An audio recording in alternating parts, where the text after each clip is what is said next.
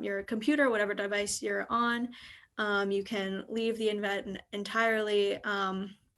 And you can, just make sure to practice self-care. That can include anything from putting both feet on the ground to ground yourself, focusing on your breathing.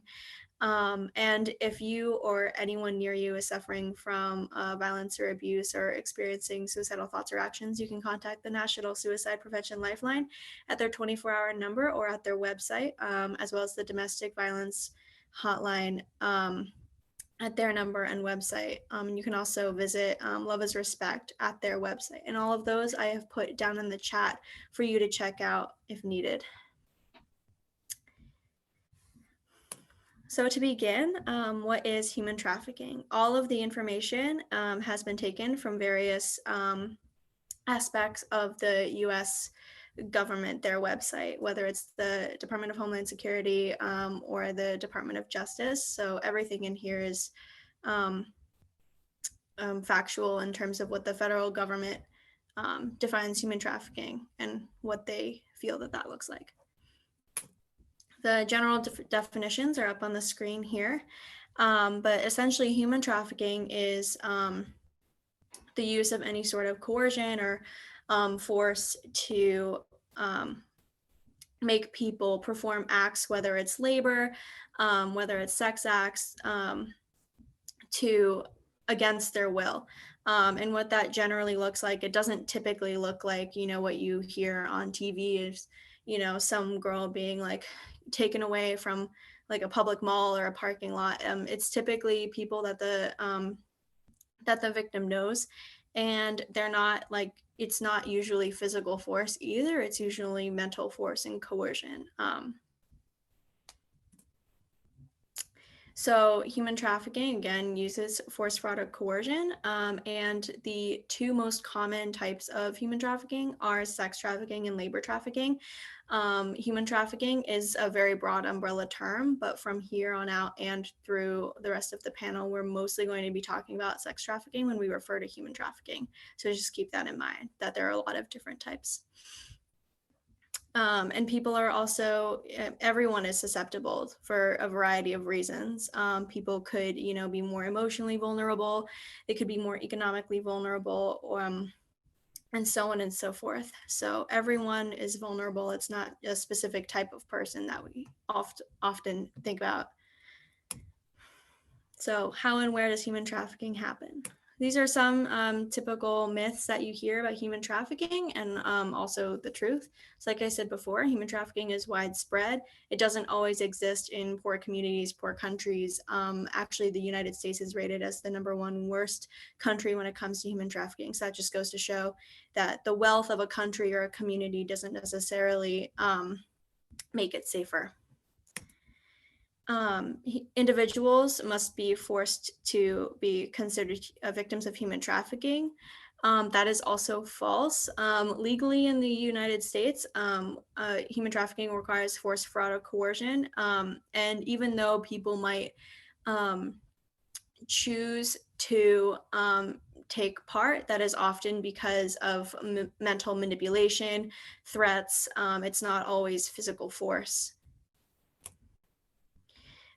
So these are two words that are often used interchangeably in conversations that I've had in the past: human trafficking and human smuggling.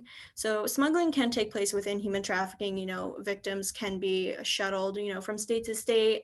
However, it doesn't always require that. The movement between towns or states is not always necessary. And so it's sort of like that, lesson in geometry that a square is a rectangle, but a rectangle is not always a square.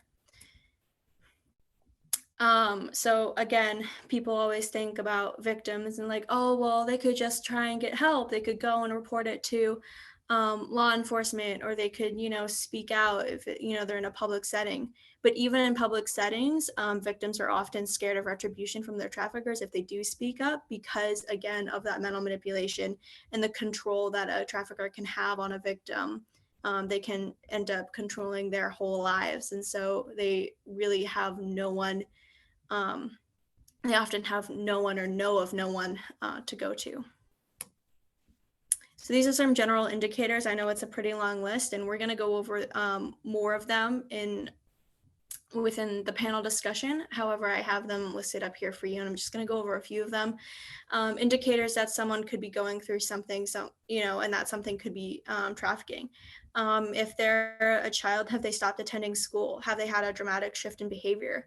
Are they, super rehearsed? If you ask them if they're okay, like, does their answer just seem like rehearsed and not something at all that person might actually tell you if it was a normal situation? Are they, constantly afraid? Do they look like they're showing signs of any type of manipulation? Are they pulling away from the people closest to them? That's pretty much it for me. These are the sources that I used. And I will stop sharing my screen. So that is basically a general description of human trafficking. I know that was a lot of information very fast, but we're going to go over more of it later on. And again, every case is different. You can't put all of these people in a box and say this is what human trafficking looks like. It's very individual. We do have a human trafficking survivor with us today who will share some of her story. So you'll get to see, a little bit about how each case is individual. So with that, I will pass it along to the moderator of today's panel, Professor Kari Jensen.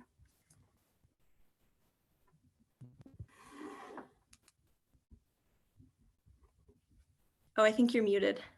Yes, I was muted. Sorry about that. Thank you, Sarah. I will now introduce you to our main speaker today, who is Tricia Grant. And she has graciously agreed to come and share her very personal story about human trafficking. I will briefly introduce her first. Tricia Grant is the director of the Not Here Justice in Action Network and the program director for Sophia's House. A strong advocate for survivors and youth vulnerable to exploitation, and a leader in the anti-trafficking movement, she is also the founder and director of If Only One. Tricia is a survivor of domestic child sex trafficking who now educates and mentors youth and adults in large group and one-on-one settings about the reality of human trafficking and exploitation. Having been trafficked in Maine and throughout New England when she was 15 and living on her own with her little boy, Tricia has been able to connect deeply with at-risk youth and encourage victims of trafficking, exploitation, and sexual trauma as they move forward in their healing process. She shares her story with the hope that it will help others understand that trafficking can happen to anyone, anywhere, and prevent victims from waiting 16 years to talk about it as she did. So on that note, I want to welcome Tricia.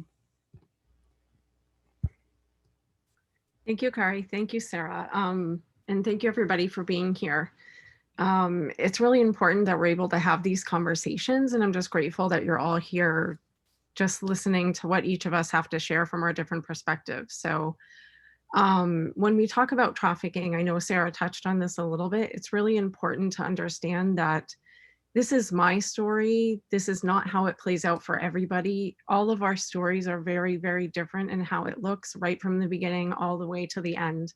So just keep that in mind. And also I would encourage you to reach out to other survivors who are openly sharing their stories. And if you want to fully understand what trafficking is like, you have to talk to the people who have experienced it. So I'm really grateful just to be able to be here and share my story. So I had been given some questions that I thought I was possibly going to answer, but I'm actually going to save most of those questions for the end for the Q&A time, because there's ample time at the end to be able to ask questions. So I'm going to stick to sharing my story. I have questions I can answer about how you can get involved, how you can engage, you know, my personal beliefs on legalizing prostitution, which I know we're going to talk about a little bit more later. But all of those things I can talk about later. So I'm just going to dive right in. So usually when I share my story, I always start with what was set up before I was even born? What was the setup? What were the dynamics in my family before I was even born? And some people are like, well, why does that matter? It matters because trafficking doesn't just all of a sudden happen. There are usually a lot of things that happen prior to somebody being trafficked. Um, and that's why it's really important to figure out, like, how does this start so that we can stop it before it starts for other people. So in my family, before I was even born, there was a lot of things like substance use, um, sexual, mental, emotional abuse, depression, um, a teen pregnancy. There's a lot of things in my family. Actually, everybody in my family prior to, like, that was my mother's brothers and sisters, my dad's brothers and sisters, all experienced teen pregnancy. So in my family, it was just something it just happened. So when I was born, my mom and my dad were both 20, and my brother was 4 years older than me. So they were 16 when they had him. So again, teen pregnancy. And at the time that I was born, my family was just trying to figure out, like, okay, so we want to make some changes. We want to do some things different, but we're still hooked into this life of kind of partying and drinking and going out with friends. So my mom eventually got tired of it and decided that she wanted to move my brother and I away from the situation. So I think, as a lot of us probably know, single parenting is really hard, and it takes a community, it takes a village of people to support somebody when they're walking through single parenting. But my mom didn't have that community. She didn't have that support. And she traveled with my brother and I across 38 different states over a matter of about 5 years. And in that time, I was exposed to a lot of different babysitters, a lot of different people that my mom didn't really know very well. And my mom also struggled with codependency. So I'm sure most of you know what codependency is, but it's just that need to have somebody always there, present in your life, and you don't feel complete, you don't feel whole without that other person being there. And if somebody's struggling with that and they have children, that can oftentimes put your children at risk, or put those children at risk for being exposed to somebody that, that parent might not know very well. And that happened with me. And I was sexually abused as a child. And part of that, part of my story being sexually abused was that in my family, they didn't allow it to continue to happen if it was happening, but that was really the end of it. Like, there was no counseling, there was no therapy, there was no talking about it or processing it. There was none of that. It was just, oh, it's not happening anymore, so you'll be fine. Let's move on. And I mean, as most people know, when you experience a trauma, it doesn't just go away just because the trauma itself stops. Like, you're typically being re-traumatized by different situations throughout your life if you don't deal with it. So, for me, I had just become a major perfectionist. That was my way of coping with the sexual abuse that I had experienced. Everything in my life that I had control over, I asserted massive control over. Even as a 4 and 5-year-old, things had to be very neat. They had to be very clean. They had to be tidy, which for a 3 and 4 and 5-year-old is not typical. So that would be one of those red flags on Sarah's list that could be added, or if it was there, to pay attention to those things. So that carried on, and it has an impact on how I was trafficked, which is why I do bring it up now. So because of, like, time, I'm going to fast forward a little bit here, but so my mom eventually decided to come back home here to Maine. And when she did, she met a man who is wonderful and kind, and he was a good man. He had 2 children, a house, had stability. But my brother and I didn't know how to live in that environment. We didn't know how to have a normal family. We didn't know what that meant. And we didn't know what it meant to have somebody that we had to call dad all of a sudden. So that for me was weird and hard, but for my brother, it was even harder. And he decided that he couldn't handle it, so he was going to leave. And throughout all of my childhood, like from that point until this point, like my brother had been my rock. He had been my one stable person in my life.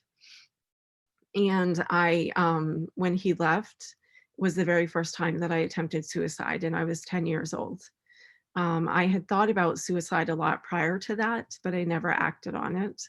But I can remember as early as 4 and 5 years old thinking that I might be better not being here. And that was mostly because I didn't feel safe. I didn't feel cared about. I didn't really feel loved. Um, and it wasn't that my mom didn't love me. She just didn't show that to me and really was busy working and doing her own things. So from the time I was 10 until I was about 12, again, that whole control, that need for control, I stopped eating. It had nothing to do with what I thought I looked like or didn't look like. It just had everything to do with control. So I stopped eating for 2 years and I went down to 48 pounds. And instead of anybody saying or doing anything, they just would make comments and poke my bones like, hey, you need to eat a burger or something, which is not helpful. But my aunt, when I was 12, recognized how sick I was and asked if I wanted to move in with her. So I did. I moved out of my mom's home when I was 12, and my aunt had me admitted to the psychiatric unit. And I was there for 3.5 months trying to get healthy again because I also ended up with mono. So I ended up really sick. And in that time, I had a lot of really cool coping mechanisms given to me and skills that I could use when I was feeling this way or that way. But none of it was really diving into the original root cause of why all of this began anyways. Which is so important to like try to get to that root cause of why you're having certain experiences or symptoms. And that didn't happen. So when I got out of the hospital when I was 12, I was still searching for something. I was still feeling, just like something was missing in my life. So of course I met a boy, and that boy was 4 years older than me. And, I'd never been taught about my body or about saying no, or that I could say no, or what like a boyfriend girlfriend relationship was. Um, and from what I knew, like boyfriends and girlfriends, they hung out together, they went and spent time with friends, and they had sex. So at 12 years old, I was pressured into having sex, and that triggered a lot of flashbacks for me and memories of being abused as a child. So I started attempting suicide more. And I didn't really know how to talk about what I was experiencing. So I just kept it to myself. And when I was 13, I ended up moving in with another aunt. And throughout this whole time, like school was really, really important to me. I loved school. I excelled in school. I did really, really well. And it was, again, just one of those ways I could control my environment. I could control how well I did in school. So I always had to get A pluses all the time. Like there was no other grade that I would accept. So when I was 13, all of those patterns continued and I was still seeing this boy, and I ended up pregnant when I was 14. And I had decided that I wanted to, sorry, I'm just trying to keep check on time here too. I had decided when I found out that I was pregnant that I wanted to I was going to raise this child on my own. I did not want this child being brought up in the same environment that I was brought up in. So I was just going to raise this child myself and do things very different. So I started reading every single book I could on child development, on pregnancy, because also part of that need for doing that was because of the comments that were being made around me, the things that people were saying about me as a 14-year-old pregnant girl who looked like I was 10. Making comments like, oh, there's more of my tax dollars going to waste. There's another kid that's going to end up in the system. Why is she buying that food with those food stamps? All of those comments that I was hearing all the time around me put up massive barriers between the help that I needed, because I said, well, if these people are right, then they're going to take my son away from me. So I have to be perfect. I have to be the perfect pregnant person. I have to be the perfect parent once this child comes, is born. So I started reading every single book I could on pregnancy, child development. Before my son was born, I knew every single developmental milestone he needed to meet by the time he was 5, because I put them all on flashcards and I just went through those and memorized them. So my son was born, and when he was about 4 months old, and I stayed in school this whole time. I got my own apartment when I was 14. I was working at McDonald's, babysitting to pay bills, and I stayed in school. So when my son was about 4 months old and I had just turned 15, I was at a restaurant with a friend of mine right around the corner from where I lived. And we were just talking about life and how hard it was, and um, how I felt like if I was not perfect, then my son was going to be taken away from me. And that, how can I be better? So there were 2 men listening to our conversation, and they came over to our table and they said, "Hey, we overheard your conversation. We have something you might be interested in." So we both, like, she was sitting over here to my right, and we just looked at each other, shrugged shoulders, and said, "Sure, why not?" Um, so they told us the next day, they said, well, they told us that day, go to this apartment building the next day, this brown apartment building, go up to the 3rd floor, and we will tell you all about it. So we did that next day. We went up to that 3rd floor apartment building. And when we got up there and we walked in the door, they said, well, show us what you can do. And we didn't know what that meant. So they laughed at us and they said, take your clothes off. So we knew in that moment that something really horrible was going to happen. And it did. They raped us. And when they were done, they gave us a pager. And they told me, when this pager goes off, you better show up where and when we tell you to show up, or we're going to have your son taken away from you. So for a year and a half, I showed up when they told me to show up, did what they told me to do without question, because I believed that they would have my son taken away from me if I didn't. They knew where I lived. They knew everything about me. So this happened in the spring, and I did stay in school through this time. I was in an accelerated program because I was a teen mom and I did really well in school. So they advanced me. And they just gave me all kinds of tests that I could take. And if I passed them, then they just kept pushing me through, which I passed all those tests. But once June came and then school ended and school started again in September, I was way too broken to go back. I was just too broken. So I didn't go back. I actually just got my GED, I think like 8 years ago. And I started college actually before I got my GED, which I don't know how that played out, but it worked. So over that year and a half, I never knew what was going to be expected of me. We were not allowed to talk to each other. They would tell me when and where to show up, so I did. And the rest of the time, I was just supposed to live my life normal. And how do you do that when every day you're being traumatized over and over and over again? Like, how do you live a normal life? How do you have normal conversations? I just put all my focus and energy into my son when I was being raped at night. It was awful. So when we would show up, they would bring us around in this van with curtains, and they would never tell us where we were going or how long we would be gone for. They would just expect us to show up.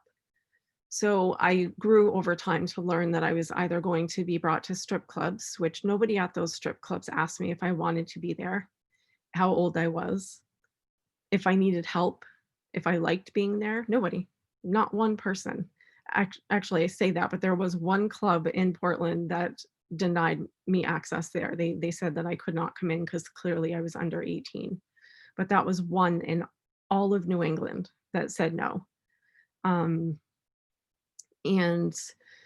so we would be brought to those strip clubs, or we would be brought to bachelor parties. which were at people's homes, which were usually beautiful, gorgeous homes. Most of the time we were not, you know, I personally was not brought out on the streets. I was not brought to alleyways. That's not where you would have found me. And I was brought to hotels a lot. So again, in none of those situations did even one person ask me how old I was or if I wanted to be there or anything. Never one time. And if, you know, it's quite the opposite of that, actually. People were very manipulative and um, just really fed into the belief that, you know, their own belief system of they're trying to justify why they're there and say, well, I paid to be here. So, you know, it's fine. It's legal. It's okay. You know, I paid, so it's fine. I can do whatever I want, um, is what happens. So as I said, like this was a year and a half, and a year and a half later, everybody always asks this, so I'm just going to get it out there.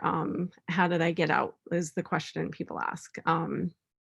And I didn't really get out. I was brought down to Massachusetts, and I had learned that there were ways that we could find, there were ways that we could figure out how, where we were going and where we were being brought to. One of those ways was by flashing truckers when we were driving, because they said it was free advertising. So they said we were allowed to open the curtains just to flash truckers. So when we were flashing truckers, we were looking around at street signs to see where we were going. Because it just made us feel even that little bit safer just knowing where we were going. So this last day that I was trafficked, I was brought down to Massachusetts, and two men had picked me up and dropped me on my knees, and I dislocated both of them. And I am very much the minority in this situation, but I never did drugs or alcohol to escape. I was very, very good at dissociating and just checking out from the trauma because I had become an expert as a child. So they were not, you know, in my understanding now, they were not going to waste their money, their money that they pay for the drugs, and give them to me, because I was doing everything they were telling me to do without it. But that's very much the minority. Most people who are trafficked do struggle with substance use, and that's to either mask the pain that they are experiencing, or that's how their traffickers got them hooked. They said, well, I'll give you this drug if you do this. And that's trafficking, that's being exploited, which a lot of people don't understand that either. So this day though, they did drug me, and they forced me to take these 2 shots. And when I did, I passed out. And when I woke up the next day in my apartment with my knees fixed without my pager. So that's how I got out. And I know a lot of this is like, there's so many details in all of this, but we just don't have time. So I'm going to like just fast forward again a little bit. But fast forward 16 years later, and in that 16 years, I had experienced a lot of other trauma. I was in 2 very abusive relationships. I was forced to become pregnant. There was a lot of trauma that happened over those 16 years. And I did have a counselor still. I was in therapy. My last suicide attempt was when I was 23 years old, because I thought I could not get out of an abusive relationship.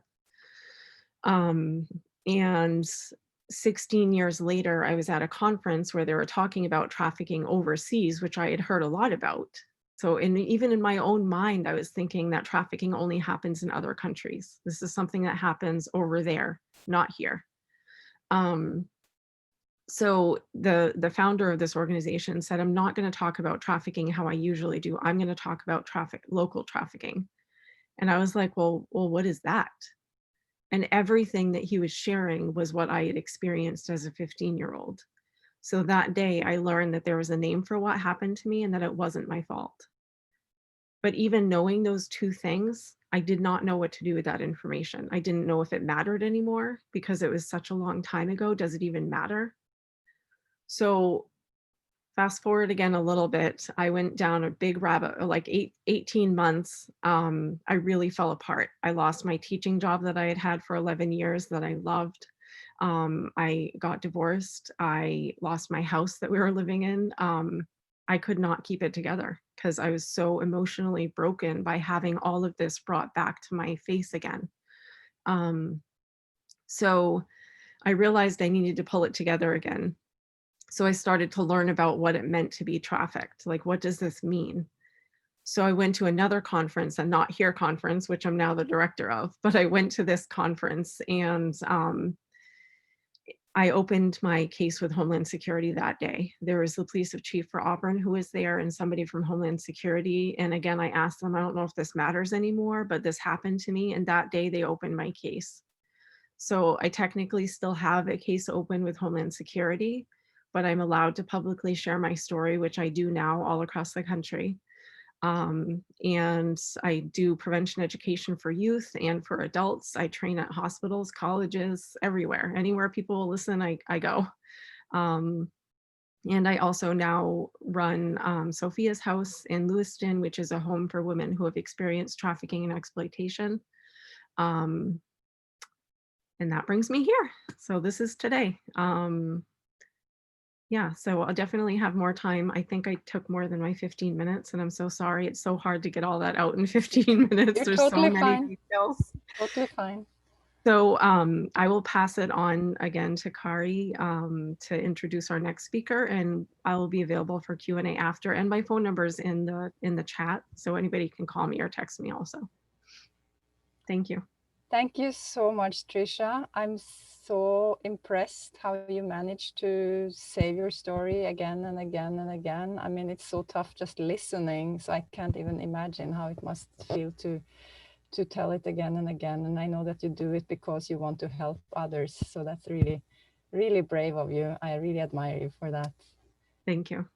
You're welcome.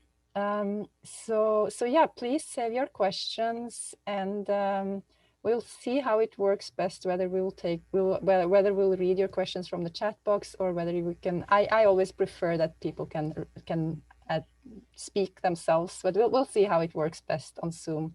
So, but the point is, please share your save your questions. And now I will introduce our next panelist, who is Keith Scott, who is the Director of Education for the Safe Center Long Island, a victim services agency dedicated to protecting, assisting, and empowering victims of family violence and sexual assault.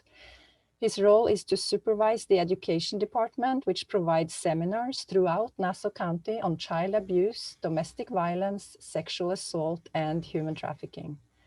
An important part of this work is an effort to challenge and change social norms that perpetuate abuse. Keith Scott previously worked as a director in the substance abuse prevention and substance education field, where he established the first on-demand Narcan program on Long Island and served as one of the lead presenters in New York State on synthetic opioids. Keith is also an adjunct professor at Hofstra University. He holds the title of Master Trainer in the Child Abuse Prevention Curriculum, Enough Abuse, and is a certified survivor advocate for survivors of sexual assault.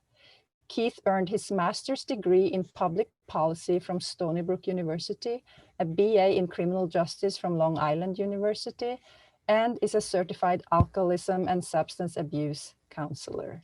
So on that note, Keith, please share with us your experiences and insight from policy work and whatever you feel most important to share in this context.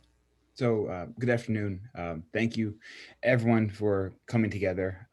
Thank you so much, Tricia, for the very brave story and for taking the time to be here with us as well. It's really important to hear it from a survivor's perspective, and you are the true definition of a survivor.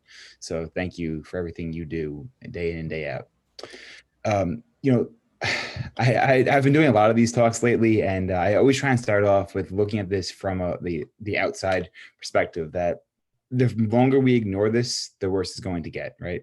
If we think back to those of us that grew up in or around Long Island, I'm sure, Maine, New England as well. Back in 2007, 2008, we had this opioid epidemic raging through our communities, and we ignored it, right? We ignored it. We said it's somewhere else, not in my backyard. My neighborhood's too nice for that. And all that did is kill many people I'm friends with, was friends with, and many people in our communities, right? Ignoring this problem is doing the same thing for trafficking, right? So 2008, we were not talking about it. It was stigmatized, and then it blew up. It hit the front page of our newspapers and newscasts and all this stuff. And now we're talking about it with all of our children. We have programs in schools and we address it more. And the stigma is still there, but it's not as it was about 10 years ago, right? We need to get to the same point with human trafficking, and we need to do it sooner than later. We took way too long with the opiate epidemic. Let's not do that again with this. This is a problem going on in our communities. A problem that's being ignored on a daily basis. I'm doing this stuff nearly every single day, and many communities are saying the same thing. That problem's not here. That problem's overseas. That problem's in places of poverty, and it's not an issue of poverty. It's not. It's all of our issues together as one a lot of these myths are perpetuated by social media and the media. I always give the example of the Taken myth, right? The movie Taken, where people are essentially snatched off the street, snatched out of what we heard earlier from Sarah, snatched out of Walmart, Target, thrown into a van and beaten into submission. That is not trafficking whatsoever. Yes, all other myths too. Yes, Jeffrey Epstein is a horrible human being. What he did was horrible, right? That happens, but that's not what trafficking always looks like either, right? Trafficking happens in every neighborhood. It's not always this ultra rich, cult of sex offenders either. It's sometimes just someone trying to exploit others for their own financial gain. We are doing a disservice to our communities by not talking about what trafficking really looks like.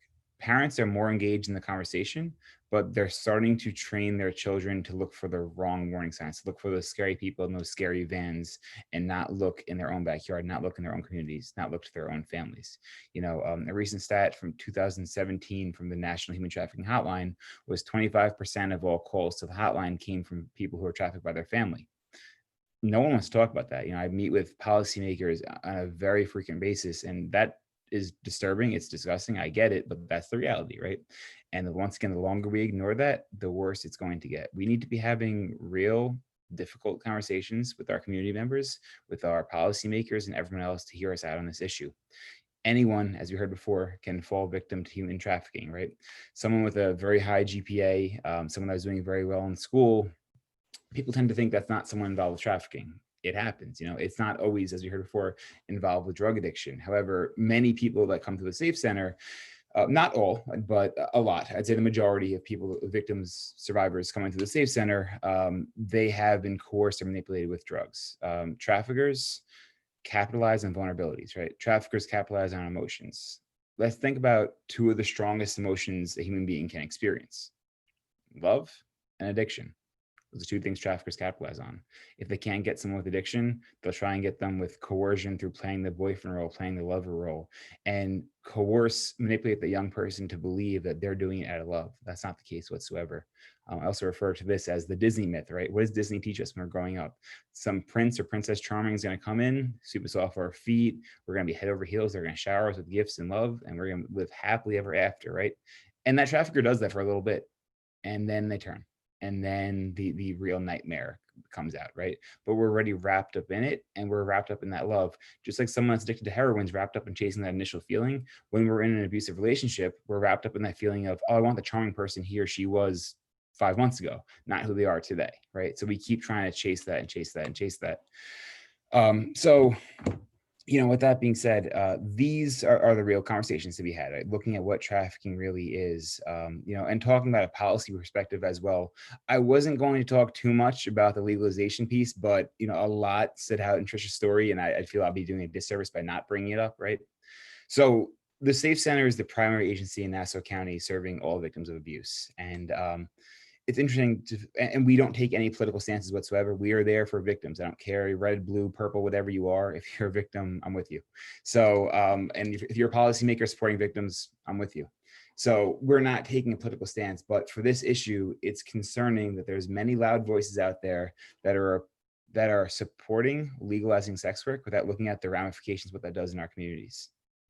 If we can legalize sex work and promise that not one person will be exploited, as Tricia was, I'll look into it, right? But I know we can't promise that, right? If you legalize something, the problem is that now it goes unheard of. No one asks. We heard earlier, right? She was being brought to strip club, place to place, and no one once asked her if she wanted to be there. Why? Because they thought she wanted to. When a trafficking victim is brought somewhere, most people think that, oh, this person's a willing participant. They want to be up on that stage. They want to be engaged in this act. And the survivor, the victim, has to put on a false facade that makes them seem like they're enjoying it. Otherwise, the trafficker is going to punish them back home. So the problem is, we legalize sex work, we open the floodgates to all these issues. There is no way we can promise that once we legalize it, people are not going to exploit vulnerable individuals. And that's why the Safe Center and myself are adamantly against legalizing trafficking, because if we do, it opens the floodgates. When Germany legalized sex work, many victim services went away. Did the problem go away? No, not at all. It became more commonplace, and you don't look for something that's not a crime, for example. No one's knocking on my door saying, hey, do you want to be a professor at Hofstra? Everyone thinks I want to be. I'm grateful. I'm very grateful to be, right? But no one's saying, hey, do you want to work at the Safe Center, a nonprofit? Of course they're not going to do this. I show up every day on my own free will, because when we go to work, it's on our own free will. You remove the legal aspect, now you think someone's engaged on their own free will, and those systems are not there anymore. So that's my concern with legalizing sex work.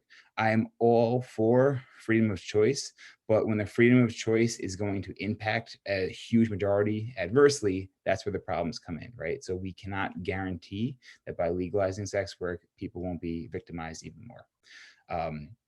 So, also talking about the demand, right? It's a supply and demand issue as well. Instead of talking about legalizing sex work, let's talk about cutting off the demand. Let's talk about punishing the Johns. Johns is the name for a buyer, right?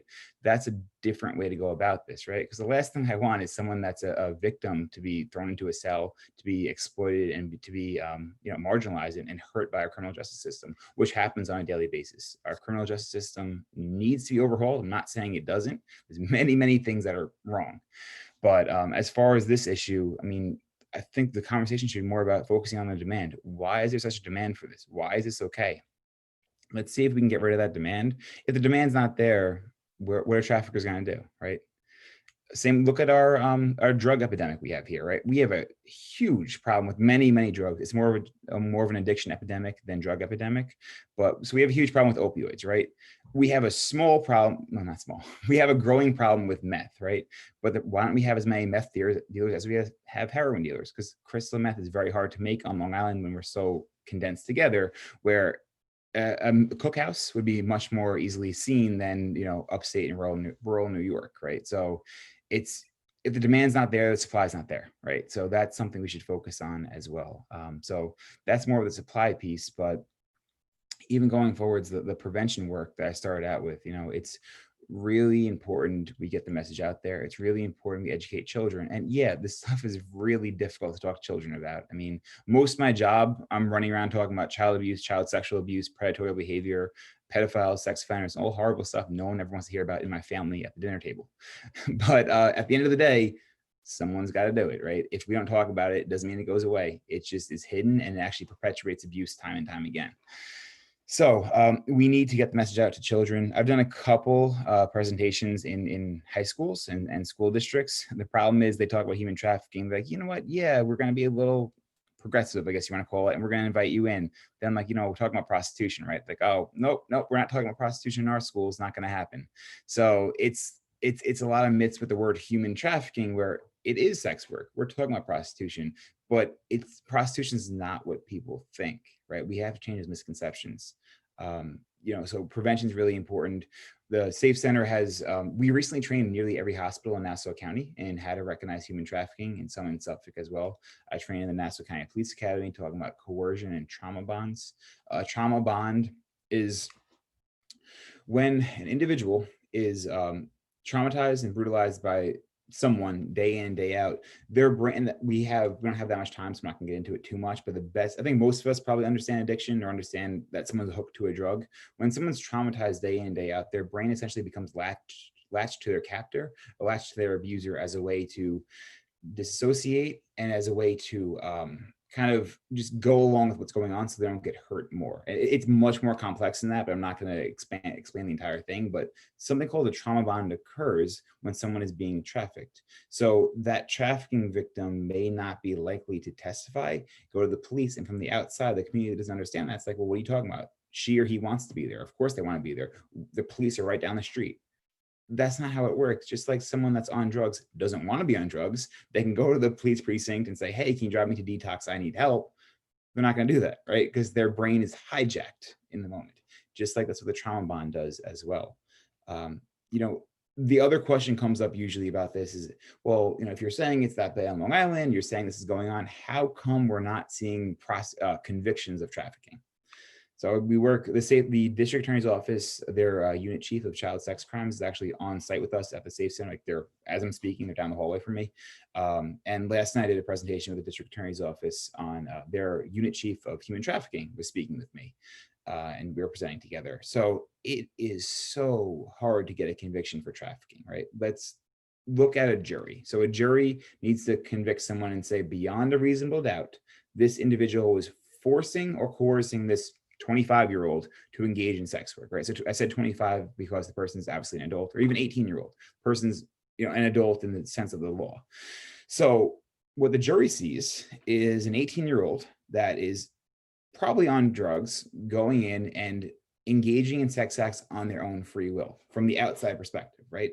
So now a high-paid defense attorney or any defense attorney goes in and says, well, you know, this person, 18-year-old, she's making up stories. She was going in on her own free will. No one had a gun to her head. There's no proof he was forcing her. So my client's not a trafficker. He's just promoting prostitution and should be charged with a misdemeanor instead of the felony for trafficking someone, right?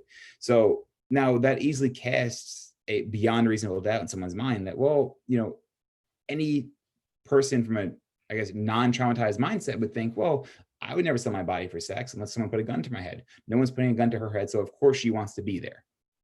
We need to start talking about trauma more in our societies. That's the problem. We leave out that entire aspect of there is a gun to his or her head. There is chains. They're invisible. The gun is the fear. The chains are the addiction. The chains are the coercion. The chains are the trauma bond. So we really need to, what I want to end with is we really need to get the message out there and talk about the real realities of trafficking, talk about what really happens. I mean, there is a voice out there right now to legalize sex work. That voice is very loud in New York State. And my fear is that's going to create more victims. And until we can promise and guarantee there won't be more victims, I'm going to stand against it because we're here for victims. So I just want to leave you with that. And thank you again for your time. I look forward to the questions. Thank you so much, Kate. That I'm sure gave us a lot of food for thought and ideas for questions. Now we will listen to Sarah Stauffer once more, because although she did give that excellent introductory presentation, she's also a panelist today. And therefore, I'm going to also introduce her with her little bio here. Let's see. There it is. Okay. So Sarah Stauffer is a sophomore at Hofstra University and fellow for CCE, the Center for Civic Engagement. She has been doing human trafficking prevention work since she was 12 years old, as well as gender-based violence prevention work since she was a sophomore at her high school, where she founded a Reducing Sexism and Violence Club and helped to build a bridge between an organization where she is now interning and her high school. So now we will get to hear some of what Keith just brought up of prevention work. So that will be interesting. Sarah. Thank you. Yeah, so essentially where I'm coming at this portion of what I'm going to talk about is like gender-based violence prevention on sort of like a cultural societal level, because I think people, you know, like Keith said, we need to dry up the demand, but the demand is not going to happen unless we shift our culture, which is very male dominated, but there's a reason why. So a lot of my work goes on educating about societal gender constructs, and we've all, you know, I'm sure you know, the male identified people in the room can probably not count on one hand how many times they've been told not to cry, been told to be a man, to tough it out. And the same thing goes with the female identified people in the room. I'm sure they've heard countless times, you know, to sit up straight, act like a lady, say please, like, you know, don't be argumentative, and so on and so forth. And this can really perpetuate the issue of human trafficking that we're talking about today. I educate a lot about what's called the continuum of violence. And the continuum of violence is essentially, you know, a spectrum, right? And it starts at, you know, very base level, you know, gender-based violence, we can call it like harassment. So like catcalling on the streets, you know, making remarks about how someone looks, and so on and so forth. And then as if those actions are not interrupted, then you move on to mental and physical abuse, sexual assault, and human trafficking, domestic abuse. So what we really need to do to drive the demand is we need to shift our culture. And I know that's a very difficult thing to do, but it starts with, you know, if you're hanging out with friends and, you know, if someone makes a derogatory comment, you can just say, hey, like, that's not cool. Like, please don't say that again. And you can have a discussion about that. And so yeah, that's sort of where I'm coming at this. And it's sort of, as a college student, as a previous high school student, it was the easiest way for me to put what I had learned and now still believe into practice. I had help from my family in terms of organizing ways to fundraise to help survivors and to help with education prevention initiatives, but I had never been able to on my own support victims until I learned about, you know, sort of how I could help on a more baseline level. So again, and I'm gonna switch over to another topic, which is education. And I think education is, you know, a huge part of this as well, because not like Keith said, we do educate on how to stay safe, but we're looking at the wrong things. You know, we're, you know, stranger danger, you know, you have that picture in the back of your head about like that scary white van.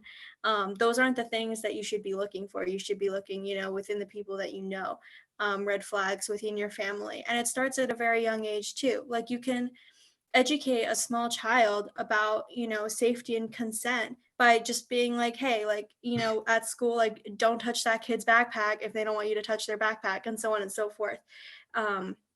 You know, children have innate an innate ability to sense what is happening and if they're okay or not okay with something.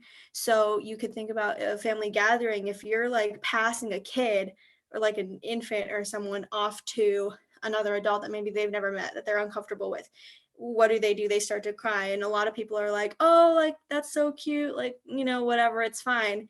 It's not fine. Like, you need to, from the very beginning, make sure that that child knows that they are safe and that their wishes are respected.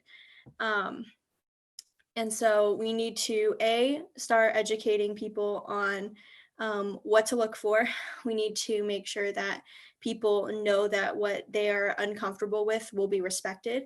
And we also need to look into how we are raising our children. We need to make sure that our male identified children, young boys, young men are in a position where they are able to cry if they need to, that they have support if they need it, that they don't need to, you know, lash out, because that's where gender-based violence starts. We are raising these young boys in a position where they don't feel that they have the support that we give to other members in our society.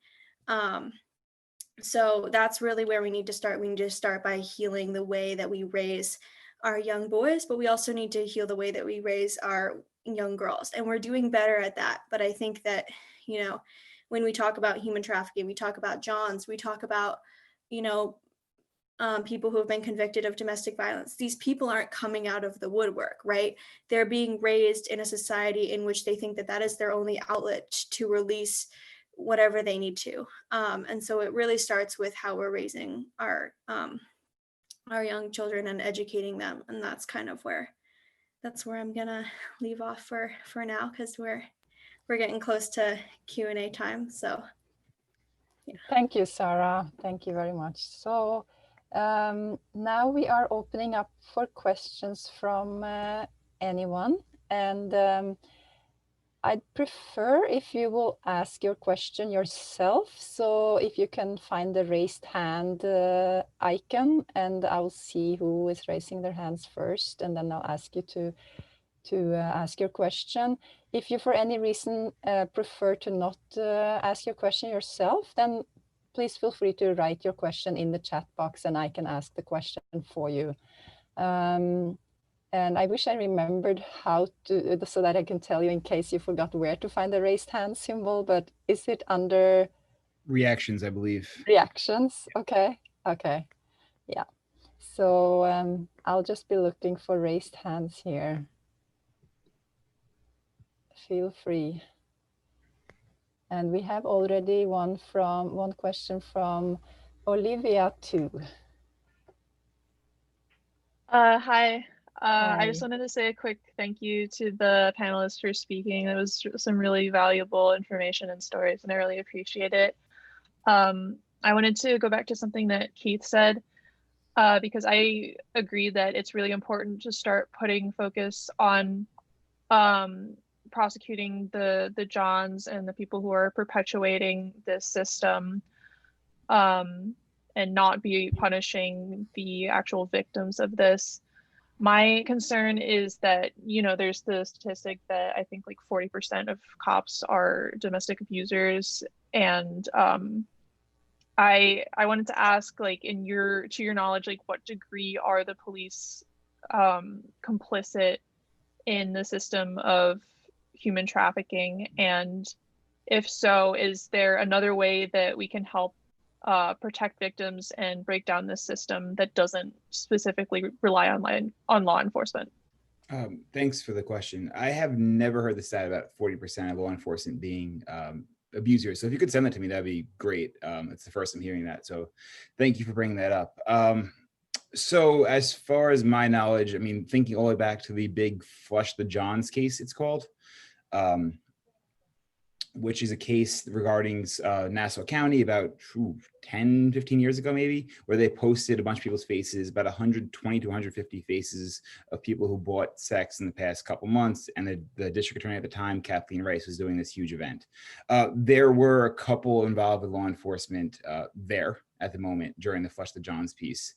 But law enforcement plays a crucial role in this. I mean, we partner with them. They're here at the Safe Center with us as well. Special victim squads on site with us.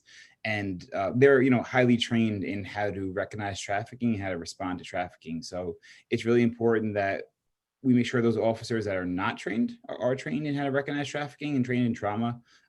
We're lucky to work with the Nassau County Police and Training the Academy, where we're talking about trauma, talking about how to intervene with someone if they're going through a trauma and not come off as, you know, I think the stereotypical law enforcement approach is to be brutal, and that's not what we're looking for here. You know, especially those involved with trafficking, they've been traumatized for far too long, and it's really important that we approach them as sensitively as possible.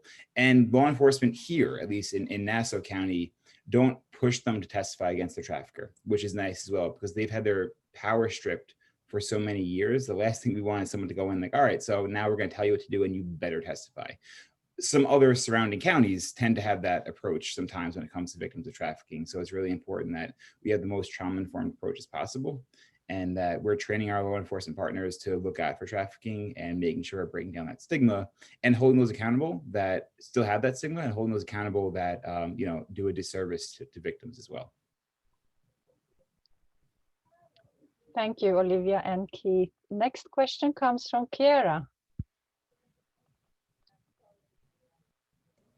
My next question is for Keith. I was one of the people who always thought that sex work should be legalized, but hearing your story, I definitely have to shift my viewpoint on that. Well, one thing I would like to say is there are some people, I'm sure you know, that do engage in sex work and are consensual in this. How do we protect these people? And at the same time, protect people from not becoming victims, because that obviously is a massive concern as well. How do we protect both sides? That is, and that's the really difficult part in talking about this. Just like there's some that use drugs and don't get addicted, but still use them recreationally. Like there actually is, believe it or not, recreational heroin users, but heroin's still illegal. And we still make sure for the most of those users of drugs, it's a good idea to have heroin illegal, or at least, I mean, my opinion is more decriminalized than illegal, but it's a good idea to make sure it's not available in stores. So there is, it's the minority.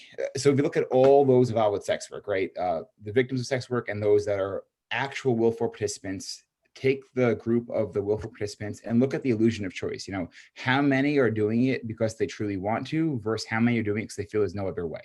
How many are doing it because they haven't? So there's also another stat as well, and I really am blanking on the number. I'm hoping it comes to me soon. I think it's 90 to 95% of those involved with sex work have been sexually assaulted when they were younger. What effect did that trauma have on them later on in life that their illusion of choice is now they're involved with this, right? So take all those numbers and let's take those away. The real numbers of those engaged in sex work and truly want to be there are some, absolutely. And I feel for them, because on one end, you know, definitely everyone should have freedom to express their body in whatever way they need to, but there's no way that I would love for it here. There's no way to do that safely where they're allowed to do that and no one else will be exploited. Because by throwing out the law completely, the actual majority is actually getting affected. It's not the minority. So there is the small minority that do this willfully, but it's just, the problem is that it's going to exploit many others. I have not heard of a way to assist one by not affecting the other. My only response would also be to decriminalize sex work, arrest the Johns, and arrest the traffickers, right? That way, I mean, then they'll be out of work would probably be the response, but that way they're not going to be harmed. They just would need to find other means of profession. So I've talked with many survivors of sex work, and you know, many at first are adamant that they want this, and then after going through some treatment and trauma treatment, they realized that, you know, I felt there was no other way. I didn't know how else to feed my children. I didn't feel I was worthy of anything else. So that's the piece as well, to make sure that those individuals that don't feel there's another way realize there is, and there's people there that want to help them get them a safer job. And really quickly, other point too. So the most dangerous job is the deep sea fishing, right? The deadliest catch. I'm probably saying it wrong, but if you ever saw the show Deadliest Catch, right? And I believe there's like a 6% injury rate, something like that, right? So 6% injury rate on that. I once looked to see the injury rate of those involved with sex work. It's something like 70%, which the deadliest catch individuals, their injury rate's higher than law enforcement. So there's no other job that you have a 70% chance of being hurt on the job, right? So looking at that, is that a profession we want to have available? Because there's no other profession in the world that, 7 out of 10 days, you're going to be hurt. So that's the other piece as well. So thank you for bringing that up. Thank you, Kiara and Keith. Next question comes from Tina. Good afternoon. Thank you both. Thank you all for talking. It's really been very interesting. My question is more for Tricia and some of what Keith hit on. I'm worked in foster care. I'm a foster care, you know, I've been in the realm caseworker, case manager, and I've worked in New York City, Nassau County, as well as Suffolk. And I've noticed, you know, in every borough, this happens consistently. And a lot of the times, they are involved with other systems, whether it be from their parents, the criminal system, or the foster care system. So my question's kind of framed around that. And I'm just gonna, you know, I worked with a 15-year-old youth back when I was in New York City, and I've worked with her now 15 to 20. I worked at a residential treatment center. So she had all services there, school, therapy, her medications were all on there. Yet that particular place where I worked seemed to be where all the other young girls were recruiting other people. So I know we didn't really touch on the recruiting aspect of things, but this was at least how I've seen it happen a lot. And then I saw this recruiting go to turning into like a boyfriend and girlfriend situation. And as a caseworker, all I could do was report it to the state several times. Nothing really ever happened. Basically, she almost got arrested twice. So that way kind of seemed like it wouldn't work through the means of how we're supposed to do it. And also, you know, it just led her to mistrust kind of every system. So, you know, now I still work with her. I'm more of a mentor now with her, but she still cannot recognize that it is trafficking. And I'm just curious if there's any tools you feel like therapists or social workers can help in this situation, other than bringing them to resources such as the Safe Center for Education or GEMS in the city. So I'm just curious, because I haven't found an avenue where, you know, just speaking from my own heart, where I can help this girl understand what that was. Does that make sense? So are there any other ways you can recognize it besides just stumbling upon it?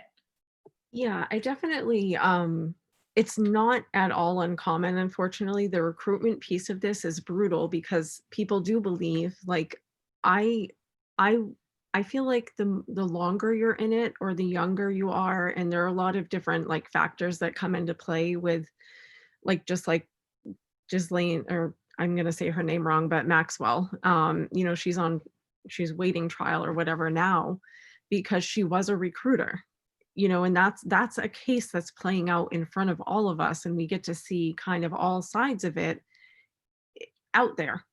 You know, all of those things that are happening with that case happen every day, like in my own job that I do now, and you know, in the work that I've done over the past 8 years with mentoring, this is not an uncommon question. So I would say, like, to really quickly answer your question, connect her with other survivors. Connect her with other survivor leaders, survivor mentors in the community who can just be real with her. Because coming from a clinical perspective is not always the way to address this specific challenge. Because it's something that, I mean, even I didn't know for 16 years that there was even a name for what happened to me. I saw all of the flyers posted everywhere about sexual assault and about rape. And if you've experienced a rape, I didn't experience one rape. I experienced hundreds of rapes. So that does not, in my brain, those are not the same thing. So if people, and I think that this is where Sarah really touched on this really well, is perspective. Like, we have to help people to at least be willing to see a different perspective. Not that we're asking anybody to change their perspective, but just see this from a different perspective. I think like Kira or somebody had just brought up that, you know, we grow up believing things a certain way based off of what we've been told, based off of what our parents say, or based off of what our communities believe, based off of what police say. Like we base all of these perspectives that we have on what we learn growing up. But that can shift over time if you're willing to hear other perspectives. Just like I am the co-chair of one of my collaboratives, and I wanted to have an open dialogue about everybody's perspectives, regardless if we agree on them or not. It is okay not to agree, but at least be willing to hear and be willing to listen.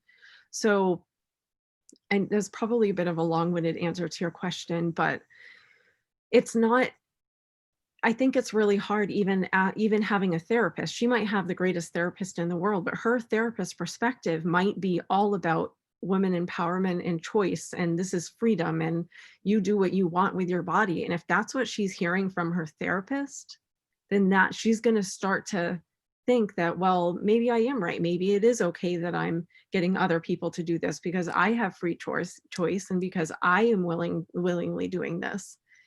She can start to believe that same mindset if the people that she's going to for support are telling her that. So it's almost impossible to like tell you specifically how therapists, I think that therapists should keep their personal opinions to themselves, for one. Like, unless you're somebody's friend, even as a police officer, as law enforcement, if you are in an authority position over somebody, you need to keep your personal opinions to yourself. And I truly 100% believe that. As a mentor, which I am, because I function with multiple hats, and with my nonprofit, I function as prevention education and mentoring.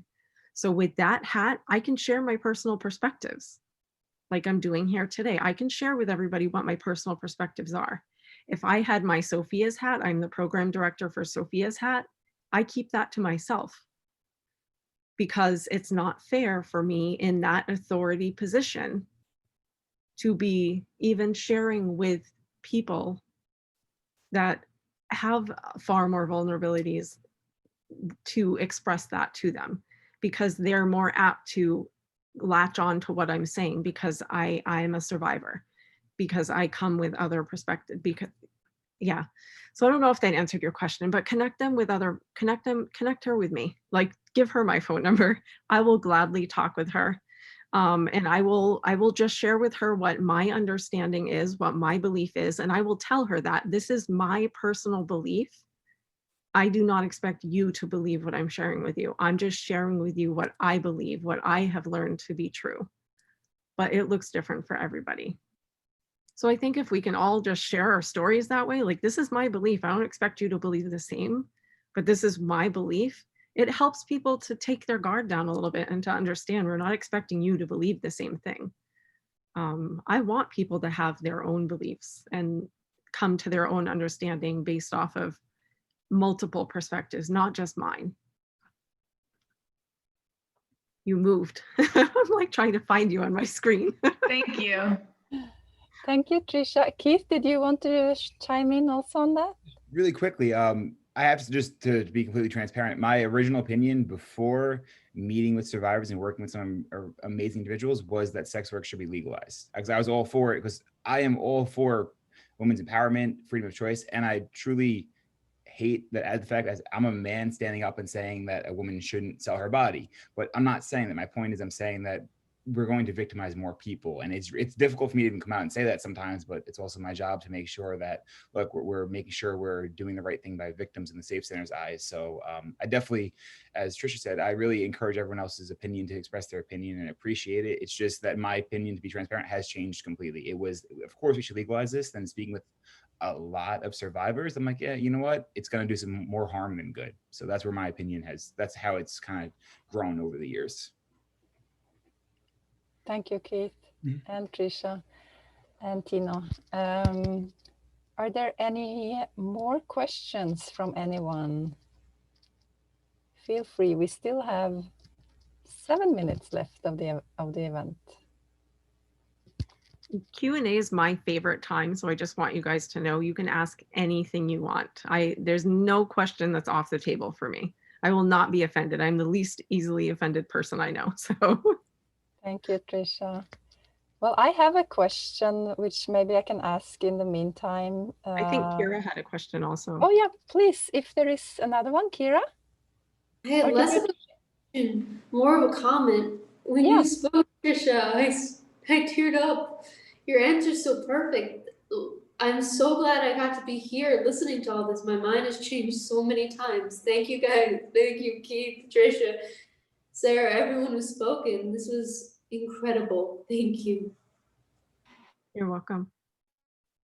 Thank you, Kira. Yeah, we need to help. We need to hear people's stories. We really do.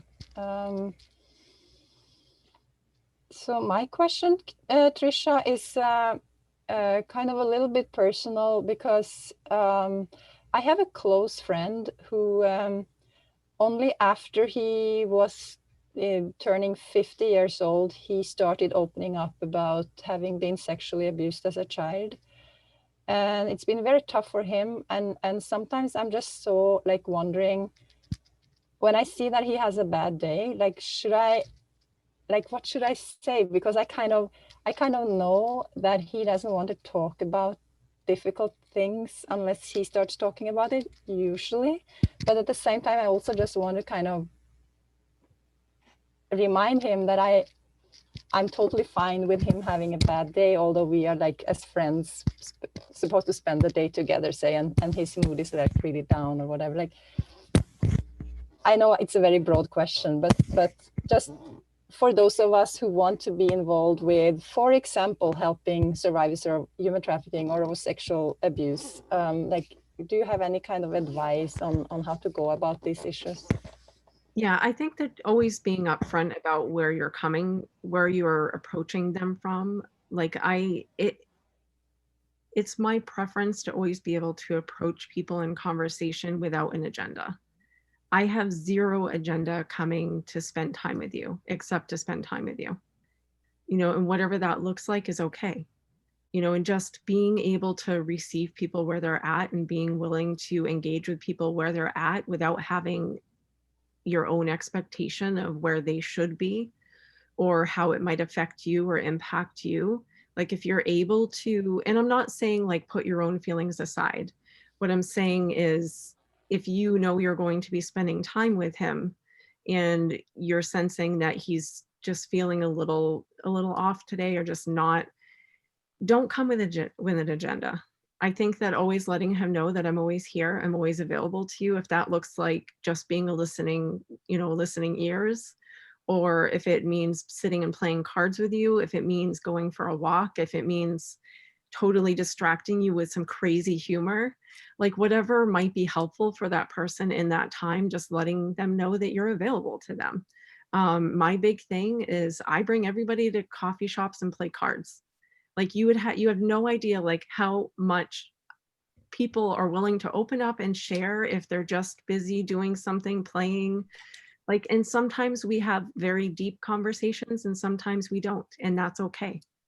It's just letting them know that I am able and willing and ready to receive you wherever you're at in your journey. And that journey looks different over time. You know, I've had lots of ups and downs where, you know, and we all do, because all of us who have experienced any type of trauma are on a journey lifelong. It's not something that ever just magically you've had 10 sessions of therapy, now you're fine, you know, go on your journey. Like that's not how it works. So I think it's just letting them know that I care about you, I'm here in whatever capacity you need me to be. But also self-care, like I'm the master of preaching self-care also. You have to be aware of where you're at in your own journey and your own walk and how you're feeling that day. And if you're not capable, and I'm not capable every day, I'm not available 24/7 to anybody. I'm not available to myself 24/7. So I think that you have to also know where you're at and know how to point them in a direction of somebody and just be able to say, I care so deeply about you. I'm just not in a space myself right now where I feel like I can receive anybody else in my space right now. So I do have, this person you could reach out to, or this person, and taking it off of your shoulders, because it's not all on you either.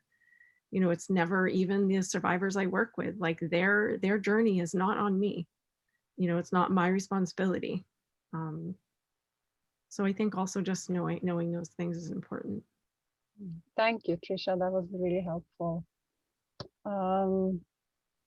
We are almost running out of time. I guess we can take one quick question or comment if anybody wants to say anything. I know there's a lot to think about, so. Well, if nobody has anything to say, I really wanted to say, you're never too young to make a difference. Just look at what Sarah's done. Look what she's been able to accomplish. Since she was 12 years old, she's been fighting this, and that is crazy amazing. How many years has it been since I met you, Sarah? I have no idea. Yeah, it's been a while. It's been a while anyways, and I just love her family dearly. And I hate that phrase, like, our children are our future. Our children are not our future. Our children are right now. They are living and breathing beings right now, and they can make a difference. You can make a difference. It doesn't matter what age you are. Just look at what you have for giftings yourself. Look what you like and enjoy doing, and those things can help the people around you. And my biggest thing that I want to say, start looking up people. Like, take your eyes off of your phone. Please, you're not going to see trafficking if you're not looking around at the world around you. Like, we are so addicted to that screen, and myself included. I have to take checks myself to make sure that I'm not spending too much time staring at that screen, because I'm not helping people when I'm doing that, and I'm not able to see the brokenness around me and where I can help, or even the beautiful things around me. I can't see those if I'm looking at a screen. So get off your phones, go for a walk. Spend time with people face to face, even during COVID. Wear a mask, stay 6 feet away, but just stay connected with people. Thank you, Tricia. That was such a beautiful advice to end this session on. So I want to again thank the Cultural Center, the Center for Civic Engagement. I want to thank Sarah particularly for having the idea of this whole event and putting it together. And I wanted to thank, of course, Keith and Tricia so much for sharing all your experience and insight. So, and thank you to the audience for coming and for asking questions and for listening. Thank you so much. Thank you so much, everyone. Appreciate it. Thank you, everybody. Thank you so much. Thank Have you. a lovely You too. Bye.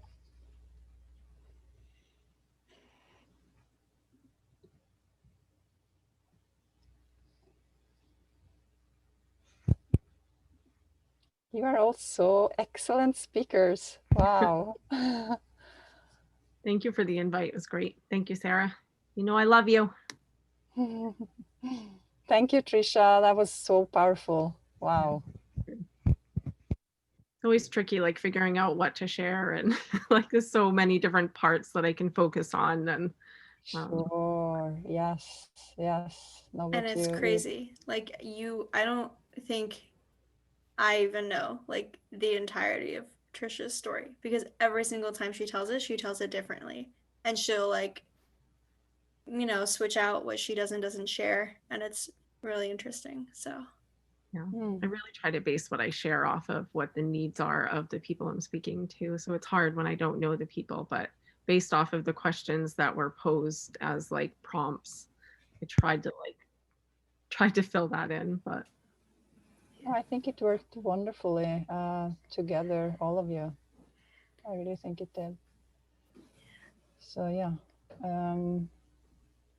And I wouldn't be surprised if this really inspires some Hofstra students to get on this topic. I hope so. I hope so too. I know there are already some. I mean, I have a pre-health student who is combining global studies and pre-health, and so she wants to be a doctor, and she's already involved.